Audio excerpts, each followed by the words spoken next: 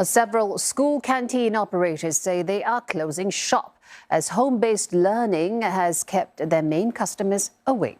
With some schools having trouble finding replacements and a lack of food options, parents are being forced to take things into their own hands. Tan Se-hui finds out more. These posters outside of school gates are calling out to potential canteen stall owners. Many others can also be found online. CNA last saw around 60 advertisements on the Education Ministry's website. It's the June school holidays, so school canteens like this are empty. But some of the canteen operators that I spoke with say that it's not because of rising food prices that have convinced them to exit the market, but it's because certain schools have continued home-based learning on some days. So on these days, they generate no revenue when students don't come to school. This canteen vendor was losing 20% of revenue every month. From operating 3 stalls during the pandemic, it now only has 1. We saw the opportunities to serve the students getting less and less.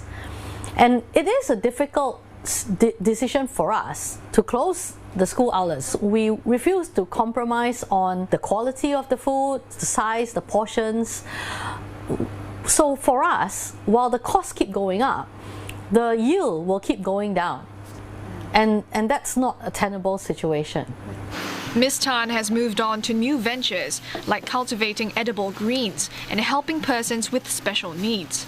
Since the start of the year, 5 previous schools have asked her to return, but she's unlikely to go back. The lack of food options is also affecting this mother of 2 who wakes up at 4:30 every morning to prepare packed meals for her children. It's also after she noticed changes to canteen operators in her eldest son's school. This particular shop that sells pau, that kind of instant takeaway food, right? So what happened? The license, it was initially halal, then it was no longer halal. So he was pretty upset. So that limits his number of vendors. I think he only left with 2 or 3 maximum. The Education Ministry says most schools currently have an adequate number of stalls to meet the needs of students. But it acknowledges that schools may face challenges in finding stall holders.